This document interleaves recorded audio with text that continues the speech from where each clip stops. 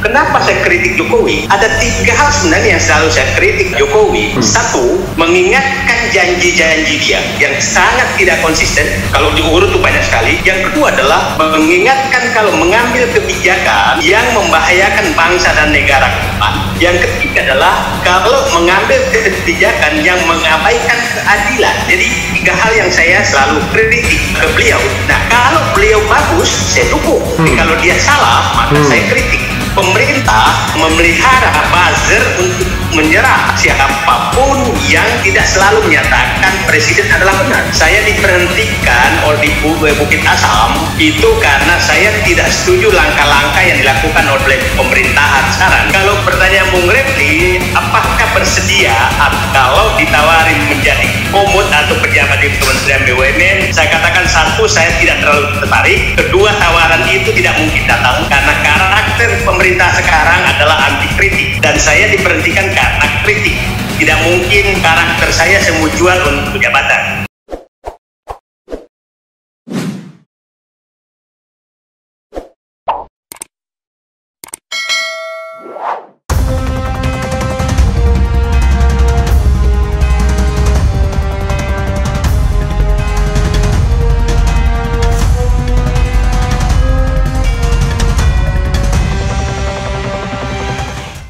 Kenapa Daeng Said Didu selalu mengkritik Presiden Jokowi seolah-olah Presiden Jokowi tidak ada benarnya? Silakan dijawab. Saya pikir itu salah karena karakter saya dari dulu seperti itu. Pak Harto juga saya kritik, cuma dulu bedanya kan saya di dalam, sekarang saya di luar. Pak Habibie saya kritik, Pak SBY saya kritik, DPR itu saya dikasih nama di DPR itu Mossad karena saya kritik betul DPR.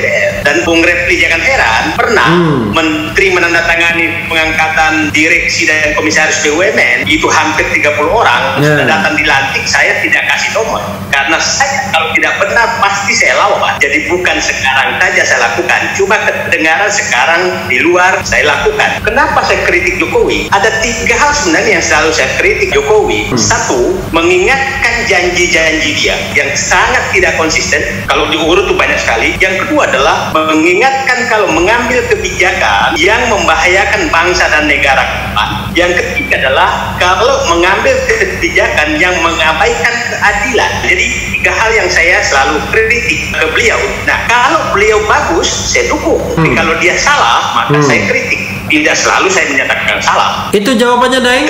Kenapa? Ada lagi yang mau ditambahkan? Tapi sekarang problemnya adalah yang kita hadapi sekarang adalah pemerintah memelihara buzzer untuk menyerang siapapun yang tidak selalu menyatakan presiden adalah benar.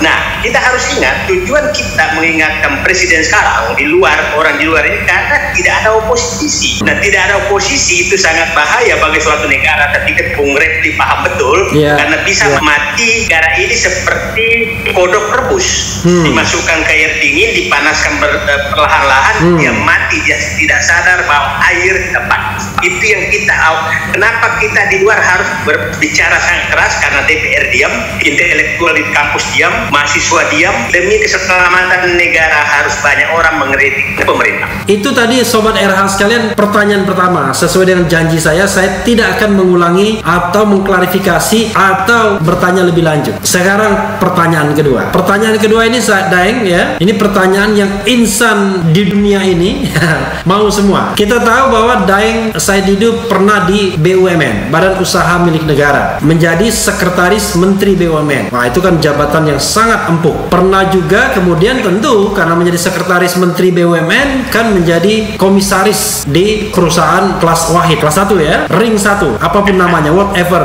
the name ya. Sekarang kan Daeng sudah berada di luar pemerintahan, makanya kaosnya manusia merdeka, suka mengkritik Jokowi juga walaupun alasannya tadi sudah disebutkan. Kalau nanti entah kapan tetapi masih dalam pemerintahan ini Daeng diminta lagi untuk membantu BUMN karena pengalamannya katakanlah oleh Menteri Erick Thohir misalnya, dan karena itu juga Daeng akan ditawari menjadi komisaris utama. Jangan di Pertamina ya, kalau Pertamina nanti bentrok sama Pak Ahok ya. Kira-kira di tempat lain yang juga ring 1, apa jawab Daeng Said Didu? Pertama, secara pribadi saya tidak terlalu tertarik untuk masuk ke dalam dengan kondisi sekarang. Yang kedua, saya tidak mungkin ditawari karena saya diberhentikan oleh di Bukit Asam itu karena saya tidak setuju langkah-langkah yang dilakukan oleh pemerintahan sekarang, dan pemerintahannya kan berubah. Jadi pertanyaannya, saya memang sejak sekretaris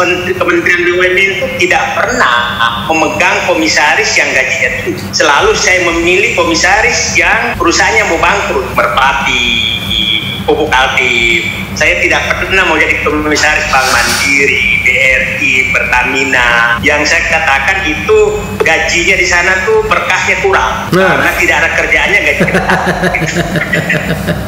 Jadi dari dulu saya nggak menghindari mengambil komisaris. Jadi kalau pertanyaan Bung Refli, apakah bersedia kalau ditawari menjadi komut atau pejabat di Kementerian BUMN? Saya katakan satu, saya tidak terlalu tertarik. Kedua, tawaran itu tidak mungkin datang karena karakter pemerintah sekarang adalah anti kritik, dan saya diberhentikan karena kritik. Saya tidak saya buka di publik kenapa saya diberhentikan. Itu nanti kita empat mata bicara ketemu, dan itu tidak mungkin lagi, tidak mungkin karakter saya jual untuk jabatan. Saya dekat dengan Pak Erick Thohir, saya komunikasi dengan dia, bahwa saya nyatakan saya bantu Anda, tapi kalau Anda salah saya kritik. Saya biasa bertemu dengan beliau, banyak input yang ditanyakan itu saya berikan, saya bantu saja dari luar. Itu saya pikir posisi saya. Iya, kalau begitu Daeng Said Didu lebih beruntung dari saya. Saya sampai sekarang belum bertemu dengan Pak Erick Thohir.